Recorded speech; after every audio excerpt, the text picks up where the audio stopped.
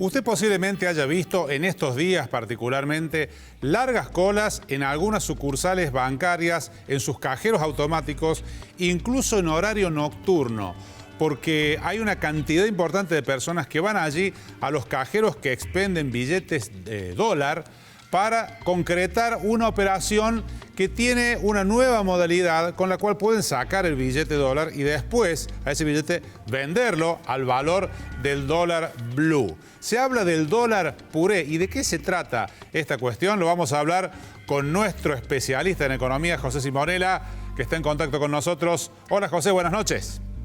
¿Qué tal? Buenas noches, Gerardo, un gusto. Igualmente. ¿De qué se trata todo esto?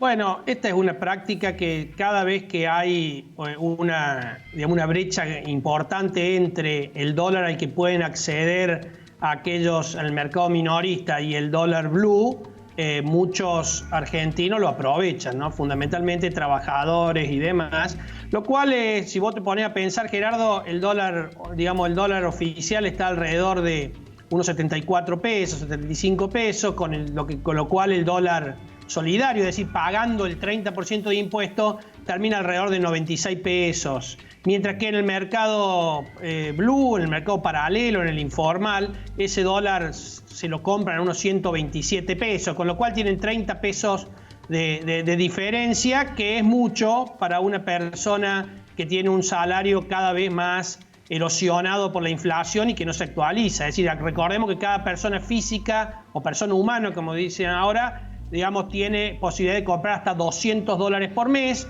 Esto le da unos 30 pesos por dólar, estamos hablando de unos 6.000 pesos de diferencia, que en una tarde, en una mañana, la gente se lo puede hacer. Lo único que hay que advertirle a la gente, y esto es una operación, digamos, que muchos empleados lo hacen o muchas personas humanas lo hacen. Aquí hay que tener también cuidado y advertir a aquellos que utilizan a terceros o son utilizados por terceros para comprar dólares oficiales para después vender en el mercado oficial. Porque todas estas operatorias son, pues, digamos, seguidas, analizadas por el Banco Central y por la AFIP. No le son, digamos, indiferentes al Banco Central y a la AFIP, la controlan, porque recordemos que muchísimas personas, Gerardo, están yendo a hacer esta operatoria. Vos lo ves en las largas colas, sí. Pero también el Banco Central lo ve en la cantidad de personas que acceden al mercado de cambio. Más de 2 millones de personas han accedido al mercado de cambio.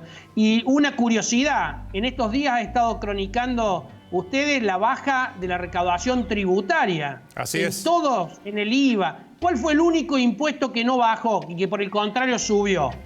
El solidario. El impuesto solidario. Claro.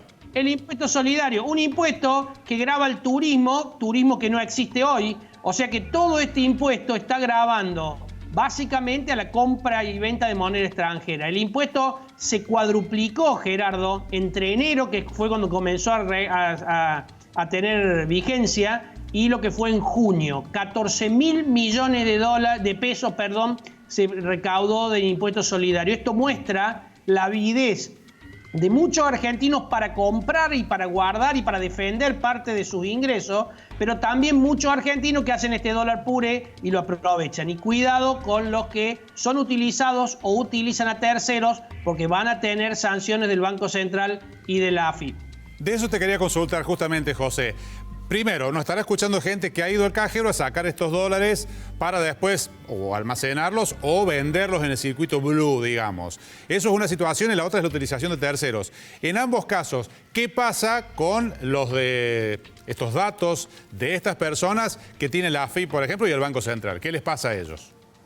Bueno, la AFIP te puede preguntar qué has hecho con la compra de dólares, ¿no? Lo que pasa es que por ahí la impunidad es tan grande en la gente o en Argentina o en el argentino, que algunos hasta reciben transferencias de terceros en su caja de ahorro, luego compran los dólares, lo dejan en su caja de ahorro y de ahí lo transfieren al mismo tercero, dejando perfectamente, digamos, la trazabilidad de la operatoria que está prohibida, ¿no? Y que va a ser sancionada seguramente por el Central. Obviamente que nadie puede cuestionar a una persona que compre sus $200 y lo haga para defender sus ahorros. Y probablemente, si la AFIP algún día te pide que justifiques qué hiciste con esos $200, vos se lo podés haber regalado, digamos, alternativas para excusarse la gente va a encontrar. El problema es aquellos que lo hacen con forma habitual y caen dentro de una operatoria para hacerse de fondos,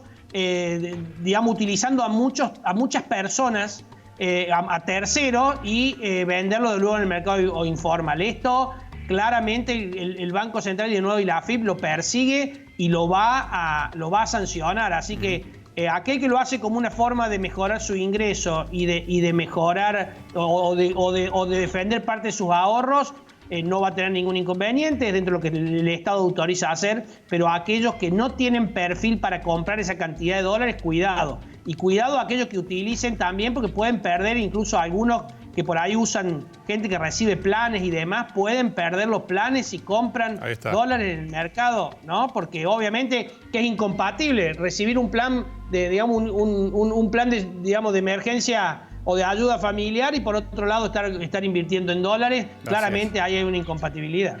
Breve, José, para consultarte. La situación de la deuda externa argentina con los bonistas. Uno lo piensa como, o muchos lo escuchan como algo lejano, pero tiene que ver con la inestabilidad o la previsión de nuestra economía. La Argentina ha dicho, el equipo de Martín Guzmán, que va a presentar la semana que viene su última propuesta a los bonistas, que cada lámina de $100 la reconozca 53 la Argentina. ¿Lo ves viable? ¿Hay posibilidades o se sigue alejando la posibilidad de un acuerdo para encontrar un respiro en medio de toda esta tormenta que está viviendo la economía argentina? A ver, Gerardo, una propuesta superadora a la que había hecho originalmente, que eran de $40 cada 100, ¿no? Y ha disminuido, esto lo logra, digamos, empezando pagando antes los intereses, con menor quita de capital, etcétera, etcétera. Pero digamos, los bonistas, el comité de acreedores de deuda argentina, que es el que más cerca está, le está pidiendo 54,5 y ahí no hay tanta diferencia. Pero sí, el resto, fundamentalmente ADOC y Exchange, que son dos fondos grandes, están pidiendo no solamente más valor presente, $57, sino que se mantengan las cláusulas de los bonos que en su momento dieron en el canje en el 2005, y esto no es lo que no estaría siendo aceptado por el gobierno. Claro. Es decir, es probable, Gerardo, que haya una aceptación parcial, digamos, de los acreedores. No va a permitir disparar las acciones colectivas, digamos, es decir, obligar a todos los tenedores a canjear, porque no van a llegar a los máximos, pero entiendo que el gobierno no va a dejar pasar más tiempo, va a cerrar el acuerdo con ese 40 o 50% que estaría logrando, y después seguirá negociando. No nos va a permitir salir del default, seguramente algunos acreedores van a ir a la justicia y se abrirá una nueva ronda de negociación, como fue allá por el 2005, que después se terminó de arreglar en el 2010 con todos los acreedores. Aparentemente no estaría dispuesto el gobierno a ofrecer más que esto. Si esta es su última palabra, no va a llegar al acuerdo con todos, pero creo que sí, no va a seguir dejando pasar tiempo y va a haber algún acuerdo parcial. José, como siempre, muchas gracias y buen fin de semana. Muchísimas gracias a usted y buen fin de semana también para usted y para todos los televidentes. Abrazo.